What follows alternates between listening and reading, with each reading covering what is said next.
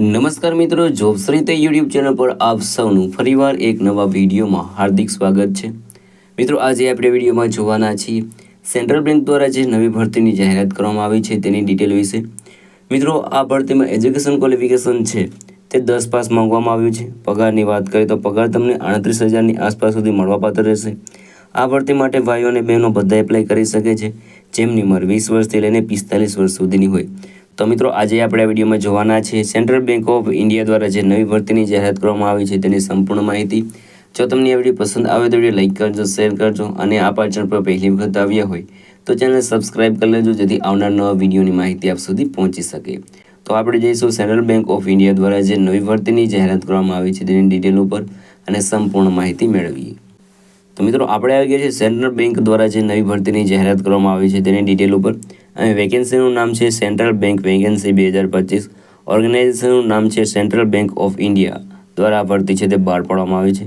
Post નેમની વાત કરીએ તો ફેકલ્ટી ઓફિસર, આસિસ્ટન્ટ, એટેન્ડન્ટ અને ગાર્ડ આ 4 પોસ્ટ ઉપર ભરતી થવાની છે। ટોટલ પોસ્ટની વાત કરીએ તો મલ્ટિપલ પોસ્ટ ઉપર ભરતી થવાની, તો એપ્લાય જરૂર કરી દેજો। એપ્લાય તમારે ઓફલાઈન કરવાનું રહેશે। ઓફલાઈન એપ્લાય કરવા માટેનું જો ફોર્મ છે તે તમને વિડીયોના ડિસ્ક્રિપ્શન એક લિંક મળી જશે, તેના પર ક્લિક કરશો એટલે તમે જ્યાં સેન્ટ્રલ બેંકની ઓફિશિયલ વેબસાઇટ છે ત્યાં પહોંચી જશો। ત્યાં તમારે તેનું ઓફલાઈન જે ફોર્મ ભરવાનું છે તે તમારે ડાઉનલોડ કરવાનું રહેશે।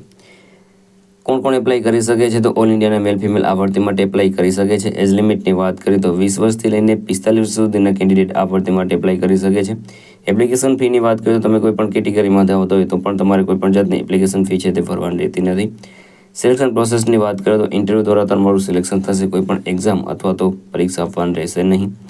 એજ્યુકેશન ક્વોલિફિકેશનની વાત કરીએ તો 7 પાસ, 10 પાસ, 12 પાસ, ગ્રેજ્યુએટ જે પણ તમારી પાસે એજ્યુકેશન ક્વોલિફિકેશન છે તે પ્રમાણેની પોસ્ટમાં તમે એપ્લાય કરી શકો છો।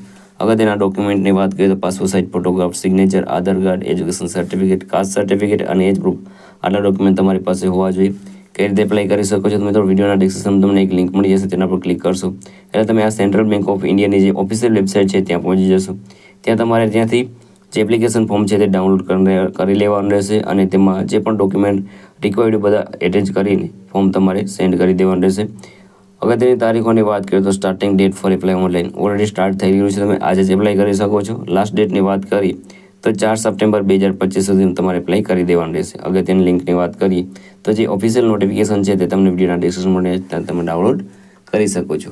તો મિત્રો, આ હતું આજનું નોટિફિકેશન। જો તમને આ વિડીયો પસંદ આવે તો વિડીયો લાઈક કરજો, શેર કરજો અને આ ચેનલ પર પહેલી વખત આવ્યા હોય તો ચેનલ સબસ્ક્રાઇબ કરી લેજો જેથી આવનાર નવા વિડીયોની માહિતી આપ સુધી પહોંચી શકે। તો આ સાથે આજનો વિડીયો પૂરો કરું છું। મળ્યા નવા વિડીયોમાં નવી ભરતી સાથે। જય હિન્દ, જય ભારત।